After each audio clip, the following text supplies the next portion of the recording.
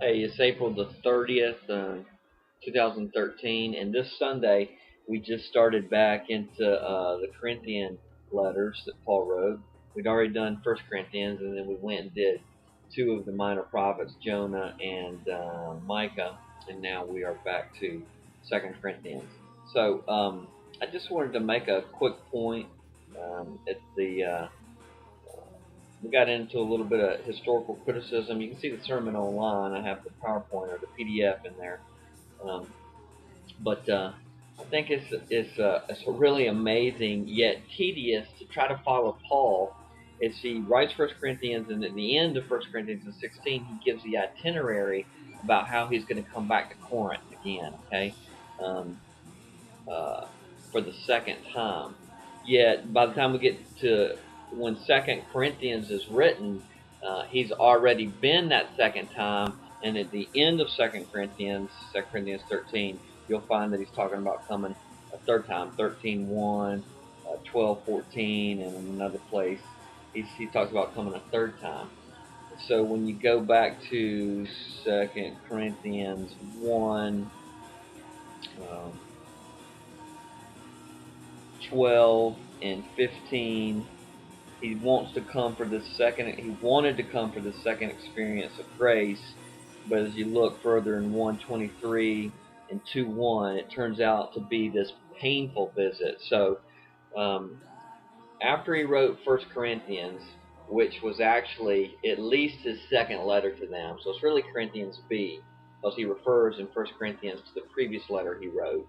Um, and then by the time we get to Second Corinthians, he changed his itinerary. So he doesn't do what he said he was going to do at the end of First Corinthians, was go up north, go over to Macedonia, and then come see him again. But he had sent Timothy over to them from Ephesus, because Paul was in Ephesus for 3 years. And Timothy must have brought back a bad or negative report. So Paul obviously changes his itinerary, ends up going over there. It's a painful visit, and then by the time we get to Second Corinthians, he's already been there and written another letter, which was the painful letter after the painful visit. So then in Second Corinthians, he's waiting for Titus, who he'd sent, to show back up, and Titus comes with a good report, and that's in chapter 7. Titus gets to him in Macedonia, and we learn a lot of this changed itinerary, the painful visit, the painful letter, and now Second Corinthians. And what this does for us is we look in First and Second Corinthians to have to find these little pieces of information, because Paul doesn't lay out his itinerary. And then we have to look into Acts and follow him along in chapter 18 through 20, where he's going to end up back in Greece for 3 months. And then more than likely he goes to Corinth, I think for sure. It doesn't say it though. And then he ends up going to Jerusalem. The complexity of all of these details, it adds to the veracity of the text. The fact that we can trust the text because he doesn't clearly lay this out. He is just living out his life, planning this church, responding to it, and then we have these little details that when we piece them together, not only from him but from Luke and also from other books like the book of Romans, the end of Romans, and who he mentions, the people that he mentions, it all fits together. And it's complicated to figure out. As much as I've read it and reread First and Second Corinthians and read a number of commentaries and pieced it together, followed it along, it's difficult just to keep it straight. So it would have been incredibly difficult, if not impossible, in the first century to make all of this up. You find these details in these different books or letters written at different times by different authors, Luke and Paul, and how it fits together. And then you can find the extra biblical data, which you have the reference to Gallio by Emperor Claudius on a stone tablet.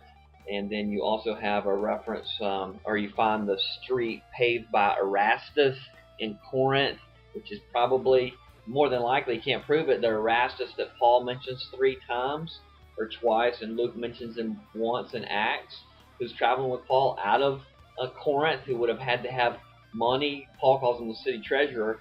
He would have had to have money for the archaeological pieces they found. He paved the street in Corinth. And so when you take all this data and you put it together, um, gosh, it just would have really been impossible to have made this information up. So that as to the veracity, at least of the text, of what we have as the text of being accurate, and that the authors sought to be accurate in their details. And so even though it's complex, and even though Sunday's sermon was a little bit long and tedious, I think it went for about 45 minutes, and we tracked through and followed Paul on this and all the little details, and really have to go over and look at the sermon online to really follow him along. Wow, all of that makes me trust the scriptures more. And as I trust that Jesus is actually God and was actually raised from the dead, and find out these details, it encourages and bolsters my faith that what we have is true, what I believe is true, and it encourages me. So hopefully it'll help us love God and people more. There's just a little bit about what we're getting into in 2 Corinthians